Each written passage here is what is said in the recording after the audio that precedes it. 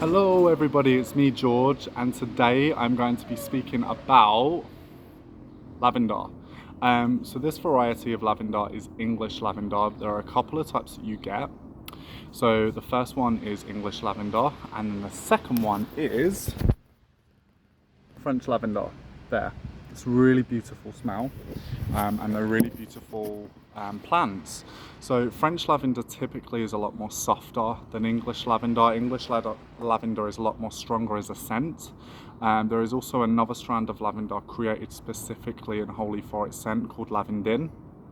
French lavender is less hardy than English lavender. It's a little bit more delicate, and the scent is a lot more delicate.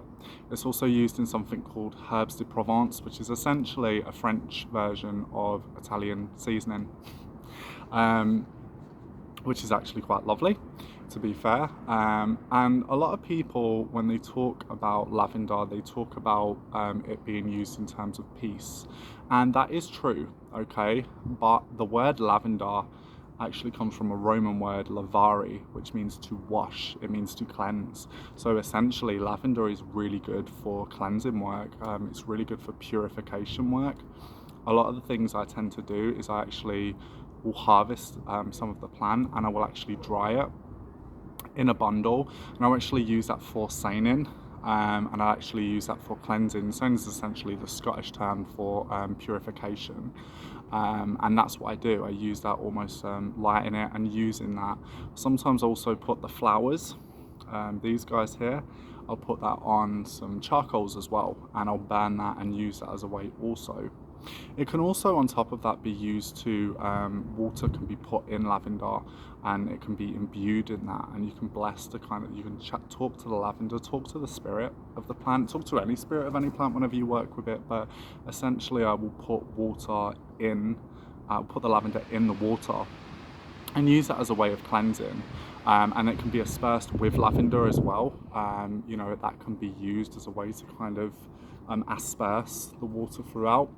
Lavender also can be used to bring peace to spirits. So essentially, if you have any issues with ancestors, or if you do engage in ancestral work, lavender can actually be used as a way to work with the ancestral spirits, to bring peace to them, to bring peace to your relationship with your ancestors. And it can be really effective in using that. And actually, in terms of quarrels, just general quarrels, not even with the dead, but just general quarrels or any discord, you can use lavender as a way to bring peace and bring calmness to a situation. So it's really, really good for that.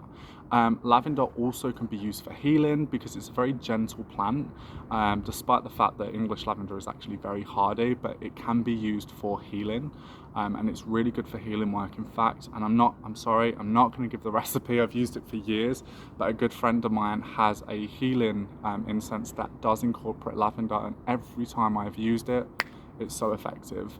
So lavender can be used for healing. It can also be used for dream work as well, for prophecy, spiritual awareness. Lavender is a very good plant to use within your craft and within your practice. I wanted to do this video because I saw a dandelion video by Scottish Cunning Ways, so I felt inspired to do this video. And I'll probably make it into a short, but yeah, I hope this helps, guys. Over and out, and peace.